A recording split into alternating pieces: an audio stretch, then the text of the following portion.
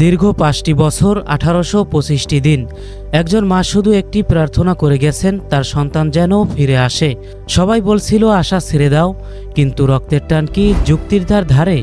অবশেষে এক অলৌকিক ঘটনা বদলে গেল সব। আজ আপনাদেরকে শোনাবো মা বৈষ্ণোদেবীর ধামে ঘটে যাওয়া এক অবিশ্বাস্য পুণ্যমিলনের গল্প। ৫ বছর আগে হঠাৎ নিখোঁজ হয়ে যায় ছেলেটি। কোনো চিহ্ন নেই, কোনো খবর নেই। মা আর বোনের দিন কাটছিল চরম অনিশ্চয়তায়। মনের শেষ আশা নিয়ে তারা সিদ্ধান্ত নিলেন জম্মু কাশ্মীরের পবিত্র বৈষ্ণোদেবী দর্শনে যাবেন।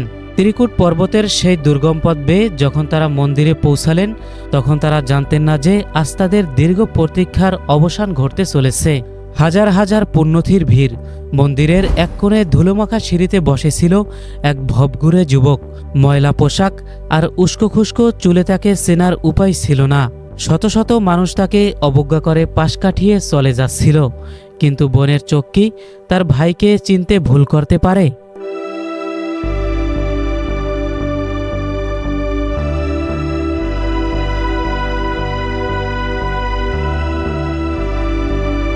পাঁচ বছর পর ভিক্ষুকদের সারিতে নিজের হারিয়ে যাওয়া ভাইকে দেখে মুহূর্তের জন্য থমকে গেলেন বোন। এরপরের দৃশ্যটি ছিল পৃথিবীর অন্যতম শ্রেষ্ঠ মুহূর্ত। মা যখন তার সন্তানকে দেখতে পেলেন, সমস্ত দুঃখ আর অভিমান যেন এক লহমায়ায় ধুয়ে মুছে গেল।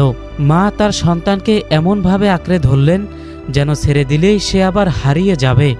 সমাজের চোখে যে ছিল সামান্য ভিখারি, মায়ের আলিঙ্গনে সে ফিরে পেল আসল পরিচয়। চারপাশে ভিড় জমে গেল, কিন্তু মা ছেলের সেই অশ্রুসজ্জা মিলনের সামনে সবকিছু যেন ম্লান হয়ে গিয়েছিল। ছেলেটি সেখানে কিভাবে পৌঁছালো, কেন ভিক্ষা করছিল, সে প্রশ্নগুলো তখন তুচ্ছ হয়ে দাঁড়িয়েছিল, কারণ মায়ের কোলে তার সন্তান ফিরে এসেছে। এর চেয়ে বড় প্রাপ্তি আর কিছুই হতে পারে না। এই ঘটনা আমাদের মনে করিয়ে দেয় যে পৃথিবীতে ভালোবাসার বিশ্বাস থাকলে অন্ধকারের শেষ ঠিকই আশার আলো দেখা যায়। হারিয়ে যাওয়া মানে শেষ হয়ে যাওয়া নয়, বরং কখনো কখনো এটি এক নতুন শুরুর ইঙ্গিত মাত্র।